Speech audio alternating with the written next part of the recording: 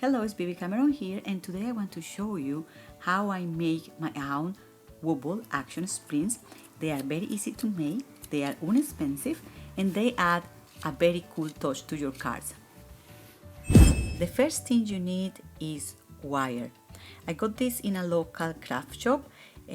Cost me 45p, but I think the average price is £1 for the roll. And from that you can make a lot of wobble sprints. And I start cutting the wire in different sizes. I want to make 3 different sizes of wobble sprints. So I'm going to make a small one, a medium one, and a larger one. I'm not taking any measurement here to cut the wire, as you can see. I just know that I need to make 4 loops with my pliers. You can also use another tool, any tool you have available. I will show you later how I do this with a pencil. I just need to make sure that I have 4 complete loops. And then I cut the wire again. And that's my first and smaller wobble sprint. Okay, so now I'm going to make a second one. This is a medium size, and to do it I'm going to use the widest part of the plier. So if you have a tool like could be a needle, a knitting needle or something like that, and you can also use that to grab the wire 4 times around it, and then you have 4 loops. Okay, the important thing is to get 4 loops. So I keep doing this to get my 4 loops done. So here we go, we have 1, 2, 3, 4 loops complete. And this is the medium size. Well, medium size in this case, it could be larger, or in this case it's the medium size. You can see the comparison here next to the small one. So this is the medium size, and now I'm going to make a larger one. I'm going to use a pencil to grab the wire around it, and something I found here is I think I'm quite a bit short of wire here, but you see I have 3 loops and almost a half. So you see here I have 4 loops, but you see in this side I have only 3.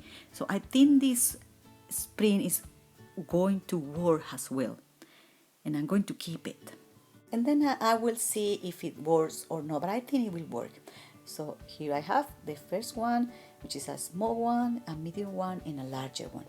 Now I'm going to punch out some cardstock using my Stampin' Up punches. I want to try different shapes to see what happens. So I'm using hearts and circles, and I also want to use squares. You can also use scissors to cut some cardstock and to create the base of the sprints.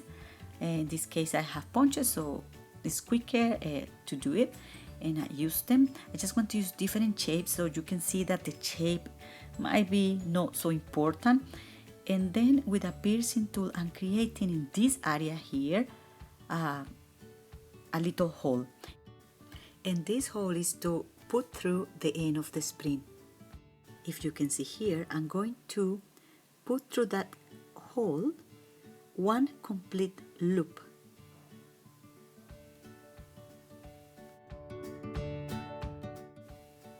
And I'm testing here how stable it is, and with washi tape or some tape I'm going to paste that or keep that in place, just like I'm doing here. You can also use scissors to do this. I'm just doing it in the lazy way.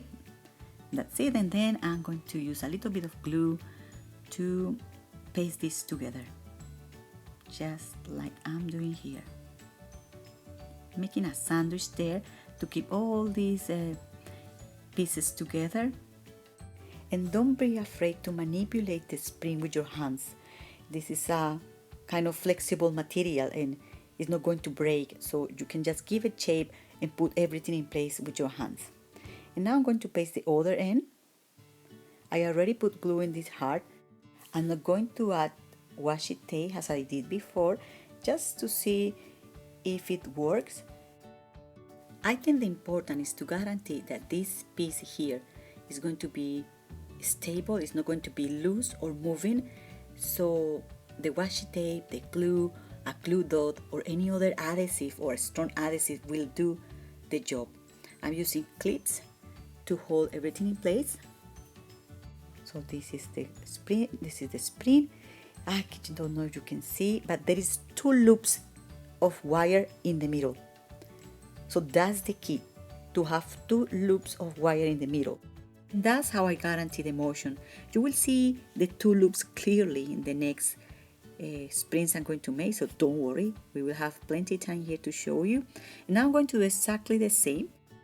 I'm putting the wire through that cardstock, and I'm going to use washi tape to hold it in place, and then I'm going to use glue to paste the base together, and that's it. Unfortunately, you see in the bottom, I already made all the sprints, but the camera stopped working, so I'm repeating. And as they are so easy, I'm making them again. So I'm going to finish this one, and as I have to repeat the whole process, I just made 4 loops in the larger sprint. But if you see in the bottom is the other one, and I already tried and everything, and it works with the 3.5 loops. The thing is, I have to make something similar like I'm doing here, which is trying to adapt that inside the cardstock.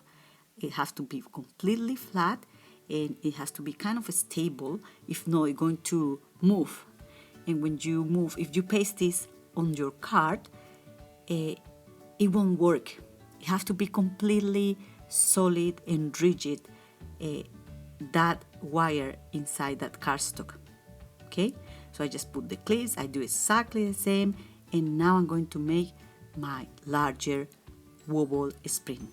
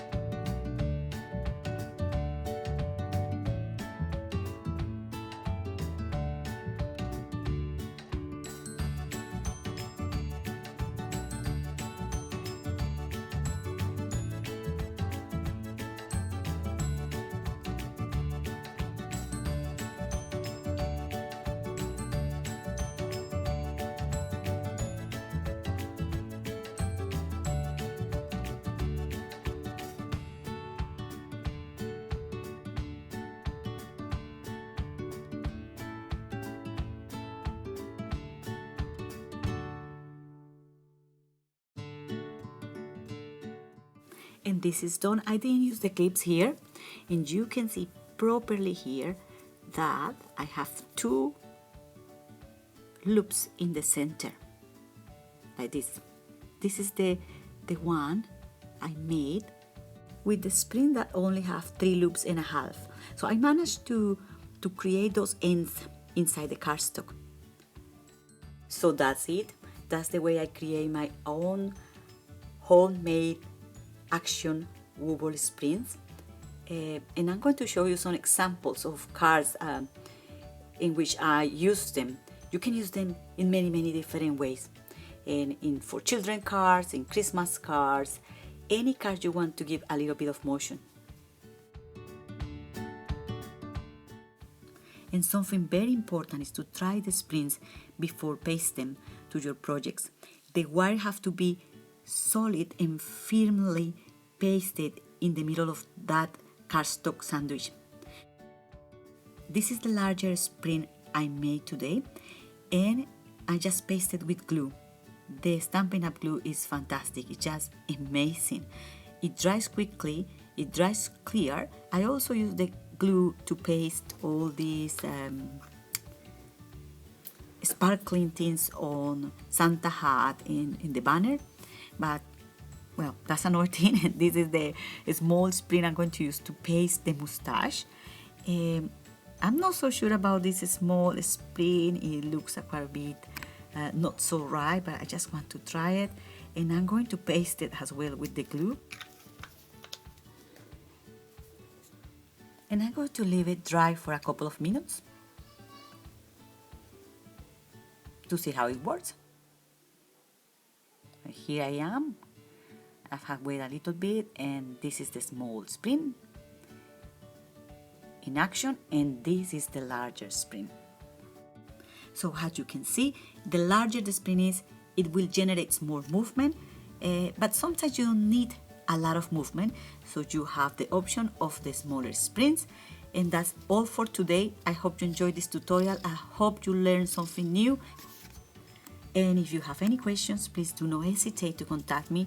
I have a blog I have been building with ideas and some tutorials just for you. So do not hesitate to keep in touch. And thank you very much for watching, and happy crafting.